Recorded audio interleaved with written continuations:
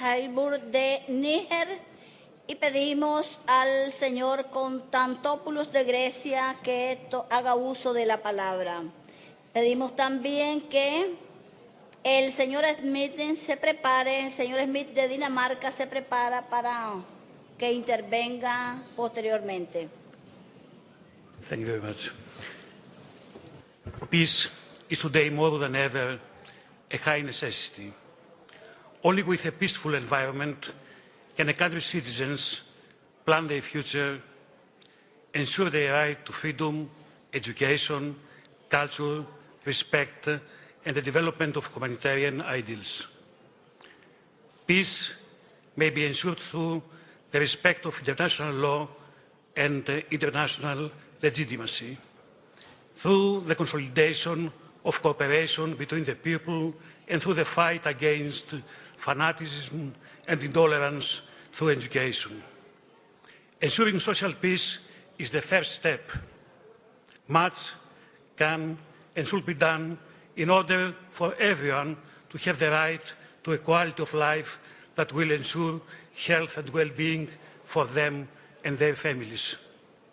In particular, and taking into account the draft resolutions which will be discussed and voted on, ensuring human rights starts with protecting the most vulnerable groups of the population, especially the children.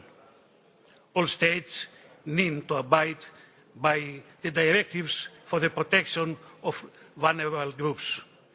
The members of Parliament need to make sure that all necessary measures will be taken which will ensure a stable and secure life for all, with the protection of their civil, political, financial, social and cultural rights. It is important for all children, boys and girls, to be able to complete a fully primary school education so that when they grow up, they become responsible citizens who will contribute in turn to the progress of their country. Another sector which contributes to the consolidation of democracy is the promotion of gender equality and the strengthening of the role of women and young people.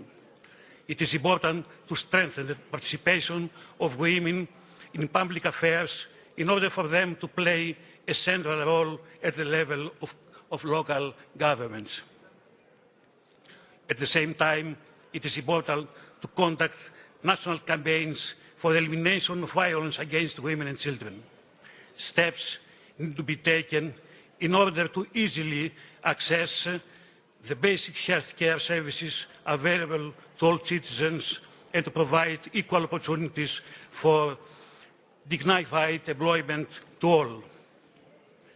In the framework of global welfare, it is imperative for all countries to cooperate in order to attain growth that is resistant to dangers, with the further aim to create a better future for all, where disasters will have minimum impact on people and the economy, with the establishment of safer and more resistant communities through growth models that will provide the greatest possible awareness on issues of disaster risks. Evaluating disaster risk is a prerequisite for designing a sustainable development model. Ongoing cooperation with local authorities and the citizens is necessary. For the citizens to enjoy their fundamental rights, environmental sustainability needs to be ensured. The principles of sustainable growth need to be integrated into policies. The loss of environmental resources needs to be counteracted, with the loss of biodiversity needs to be reduced. Climate change is one of the biggest environmental, social and financial threats our planet is facing, affecting the fundamental rights of the citizens. Due to climate change, there is a constant rise of climate refugees and population movements. The scientific announcements of the Intergovernmental Panel on Climate Change confirm that the climate is changing and that this is due to a great extent to human activities.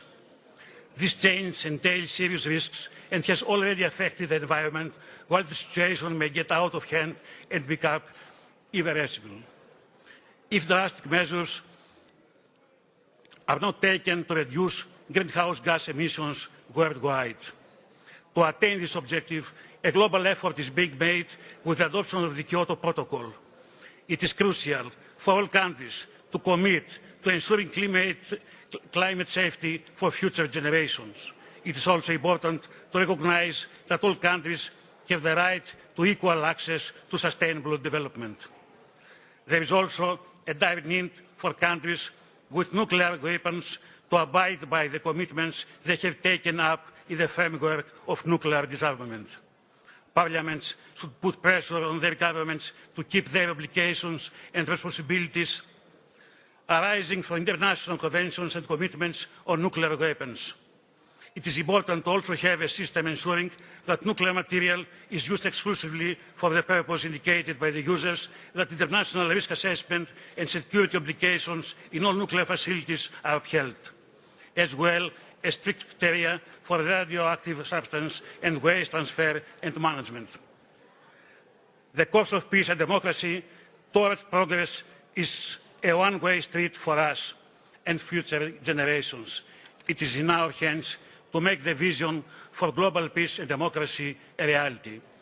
For 2015, the Secretary General of the United Nations has already given his key words. Let's leave no one behind. Let's all march ahead for a prosperous global shared society of equal citizens. Thank you very much for your attention.